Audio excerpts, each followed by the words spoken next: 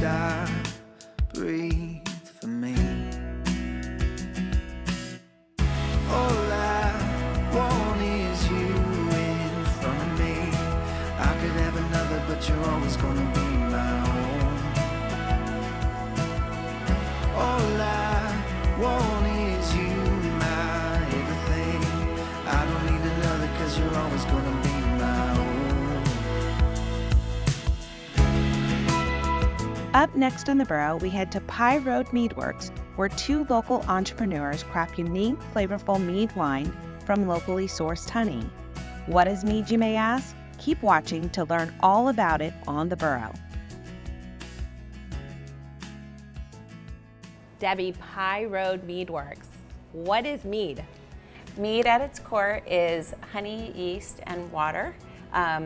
And we add lots of additional things to that, but at its core, that is what mead is. It's a sweet wine, so for people who don't always like the drier wines, we kind of give a nice alternative to have a little bit of sweetness. A little sweet. So, because I gotta say, when I think mead, I think I'm watching like a period piece on the BBC. How does someone get into mead? We had originally gotten into mead because we really liked craft beer. So we really liked all the nuances with craft and all the different flavors and varieties.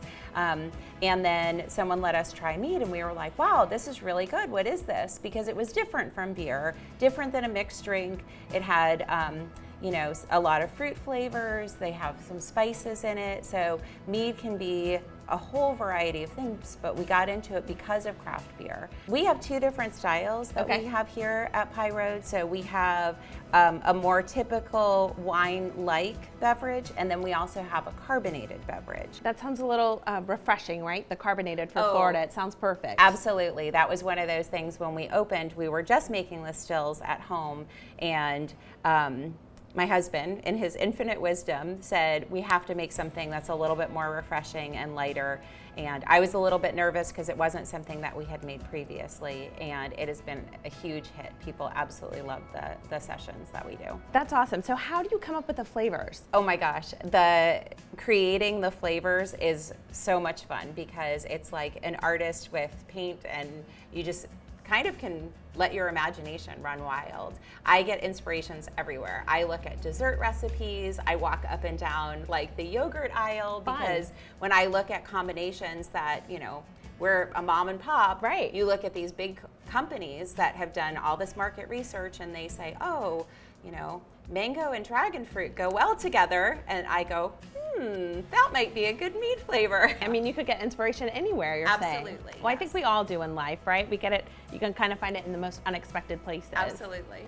Well, you're also, you know, Hillsborough County. I mean, we love that you're here. We love that you're local. And so, are there any flavors that are inspired by the local community? Any Florida flavors? Or we do some things that are local, but our biggest thing that we are super proud of is we get our honey locally sourced. So we have an amazing couple.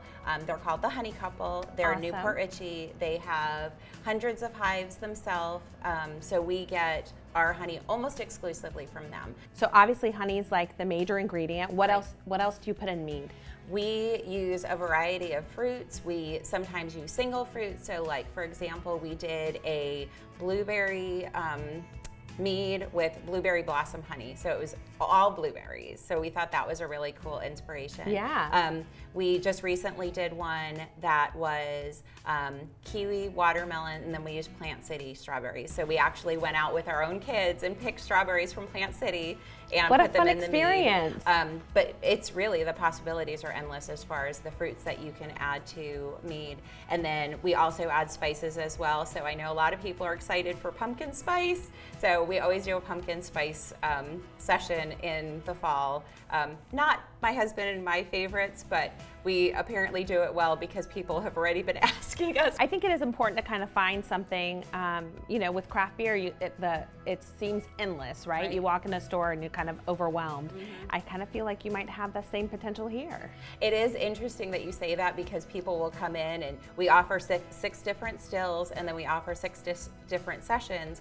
And we also have 2 ciders, and people are like, what's your favorite? And my response is always, that's like picking my favorite kid, because it's really, everything we do is small batch. We try to make everything the best quality that we possibly can. We use quality ingredients.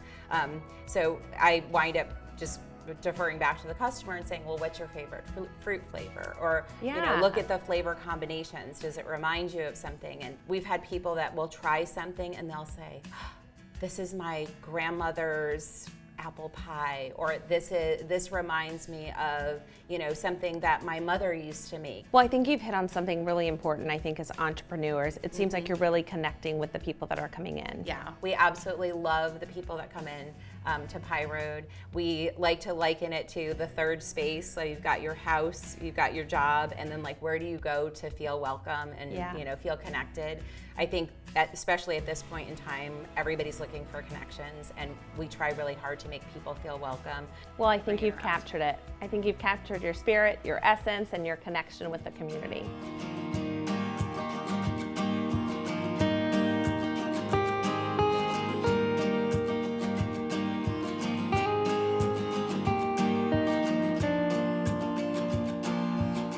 Matt, Pye Road, how'd you get the name? So Pye is my wife's nickname, heard this. and it has been for years. I'm lazy, so I shorten Sweetie Pie or Honey Pie just to Pye. Okay. Pye, will you go top my coffee off for me? And she's wonderful, and she always says yes. So when we opened this place, we didn't want to be Pye, like P-I-E, because it sounds like you're a bakery. So we decided to go P-I, the math symbol. Everything was great until we tried to trademark it when we were opening, and you cannot trademark a math symbol. And so we went with an alternate spelling of P-Y-E. We added the road on the end because mead is like a journey. Everything we make is a new adventure. Plus, there's a lot of marketing potentials with our joyrides, and you know, we have enjoy the journey on our wall, and so there's lots of opportunity for us to be creative with names. What is a joyride? So a joyride is what we call our low alcohol carbonated meads. A lot of folks don't know you can have a carbonated mead. They think of mead as being just a wine or something at the Renaissance Festival, you know, kind of potent alcohol. And our joyrides are 5%-ish, thereabouts. We treat them with a lighter amount of fruit. We still use our local honey, so they're more refreshing. Those are the ones for the good Florida sun. That's the ones for the good Florida sun. I think it's 101 degrees right now as we're speaking, and it's so hot, and it's hard to drink a 14% session mead on a Thursday on the way home. Yeah. Our joyrides give an alternate option to people who aren't trying to drink something heavy, but want something delicious. Yeah. And that's what we've made.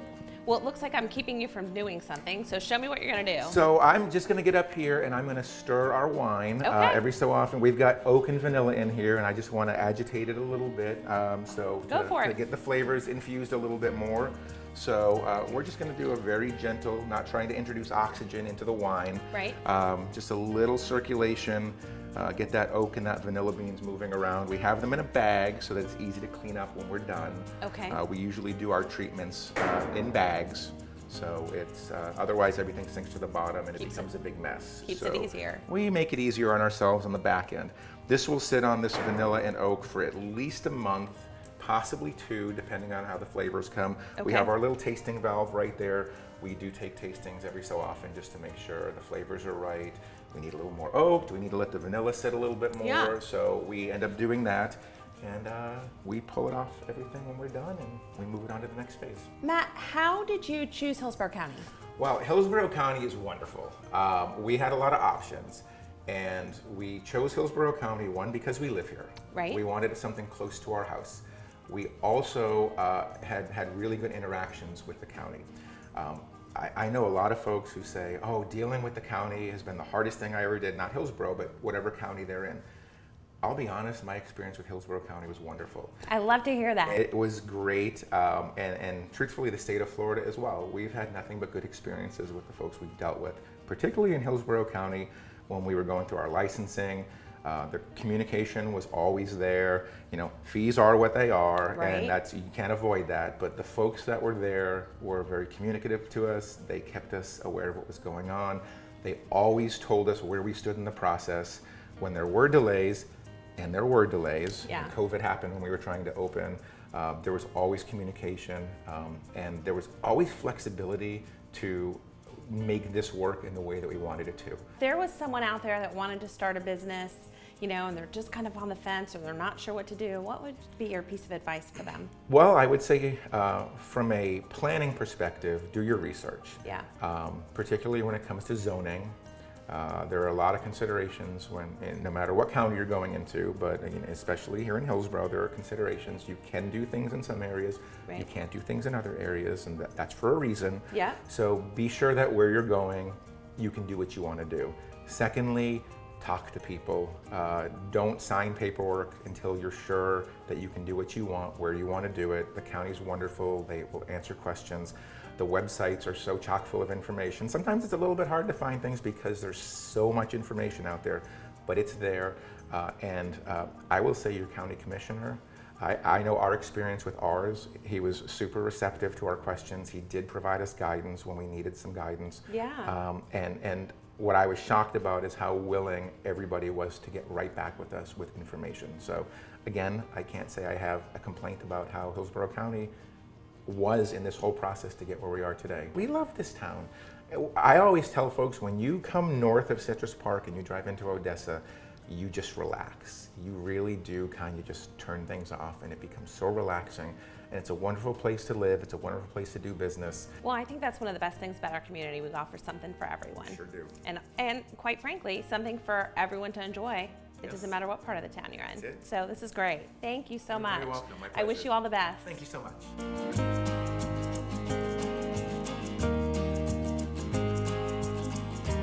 If you're looking for a fresh twist on wine, look no further than Pye Road Meadworks. Now go out and explore the borough.